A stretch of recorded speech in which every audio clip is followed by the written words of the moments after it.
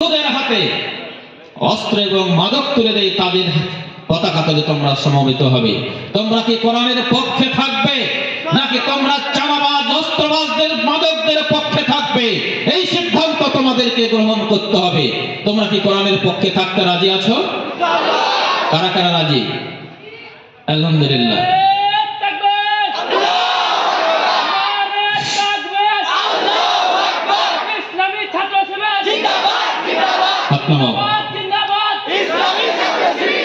আমার সর্বশেষ কথা, মানে কথা সংক্ষিপ্ত করতে হবে, না হলে তোমাদের আবার খিদা লেগে গেছে, দুপুরে ভাত খেতে দিতে হবে। এতটি মানুষের জায়গা হয়তো আমার বাড়িতে হবে না। আজকে যে কোরআন তোমাদের হাতে তুলে দেওয়া হচ্ছে, এইটা তোমাদের টেবিলের উপরে অথবা তাকে তুলে রেখে দেওয়ার জন্য দেওয়া হচ্ছে না। কোরআন দেওয়া হচ্ছে এই জন্য যে এটা পড়তে হবে, বুঝতে হবে। কোরআন তোমাকে যেটা করার নির্দেশ দিবে সেইটা তোমাকে করতে হবে। কোরআন যেটা তোমাকে করতে নিষেধ করবে সেই কাজ থেকে আমাদেরকে বিরত থাকতে হবে। কোরআনের কথা কি আমরা শুনতে রাজি আছি ইনশাআল্লাহ? কোরআনের কথা যদি শুনতে পারি, কোরআন বলছে হুদাল্লিন নাস, সকল মানুষকে সঠিক পথ দেখাবে। কোরআন যারা বুকে ধারণ করতে পারবে, কোরআন তাদের জীবনকে বদলে দিতে পারবে। কোরআন যারা বুকে ধারণ করতে পারবে, কোরআন তাদেরকে মর্যাদার আসনে ভূষিত করবে।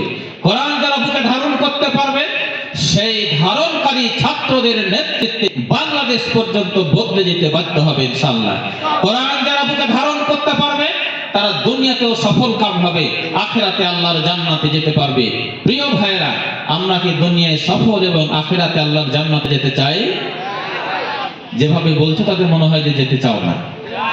আমরা কি দুনিয়াতে সফলতা এবং মৃত্যুর পরে আখিরাতে আল্লাহর জান্নাতে যেতে চাই?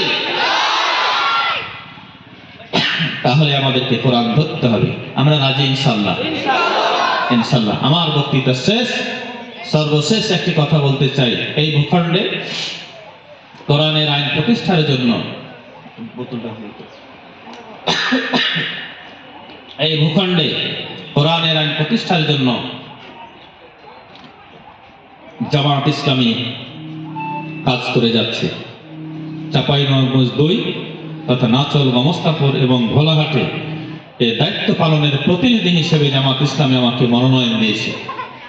সামনের এমপি নির্বাচন করার দায়িত্ব আমাকে দিয়েছে।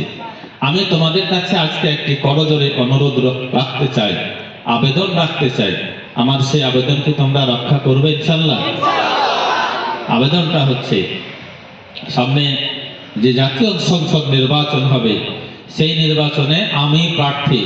আমি তোমাদের প্রত্যেককে এক একটা ডক্টর মিজানুর রহমানের ভূমিকা পালন করার জন্য আহ্বান জানাতে চাই। রাজি আছে তো ইনশাআল্লাহ? প্রত্যেককে আজকে বাড়ি গিয়ে তোমাদের আব্বা আম্মা, বড় ভাই ভাবি, দাদা দাদি, চাচা চাচি, খালা খালু যারা আছে, সবাইকে একটি আবেদন জানাতে হবে। 54 বছরে বাংলাদেশ যারা পরিচালনা করেছে, সকলেই চাঁদাবাজি করেছে, সন্ত্রাস করেছে, দুর্নীতি করেছে, রাষ্ট্রের কোটি কোটি টাকা খেয়ে দেশটাকে শেষ করে দিয়েছে। আমরা আর দেশটাকে ক্ষতিগ্রস্ত হতে দিতে চাই না। এই জন্য সামনের দিনে জামাত ইসলামের প্রার্থী ডক্টর মিজানুর রহমানকে আপনাদের মূল্যবান ভোটটা দিয়ে সন্ত্রাস মুক্ত, চাঁদাবাজ মুক্ত এবং দুর্নীতি মুক্ত বাংলাদেশ গঠন করার ক্ষেত্রে ভূমিকা রাখবো। এই দাওয়াতটাকে সবাইকে দেওয়া যাবে ইনশাআল্লাহ বাবারা? তোমাদের সকলকে ধন্যবাদ জানিয়ে, ইসলামী ছাত্র শিবিরকে ধন্যবাদ জানিয়ে এবং ইসলামী ছাত্র শিবিরকে একটা দায়িত্ব আজকে দিতে চাই। আজকের অনুষ্ঠানটা আমার প্রাণটা জড়িয়ে গেছে। খুব সুন্দর, চমৎকার, ফ্যান্টাস্টিক। আমি আহ্বান জানাবো, সামনের দিনের রহনপুরে এইরকম 200 চেয়ার নয়, 2000 চেয়ার বসিয়ে 1000 কোরআনুল কারীম বিতরণ, মানে ছাত্ররা আরো কমপক্ষে 1000 ছাত্র এবং ছাত্রীদের অভিভাবকদেরকে সমবেত করে একটি বড় পরিসরে কোরআন বিতরণ অনুষ্ঠান করা দরকার বলে আমি মনে করি। এই দায়িত্বটা ইসলামী ছাত্র শিবিরকে দিতে চাই। জেলা সভাপতি যদি বলে যে দায়িত্ব গ্রহণ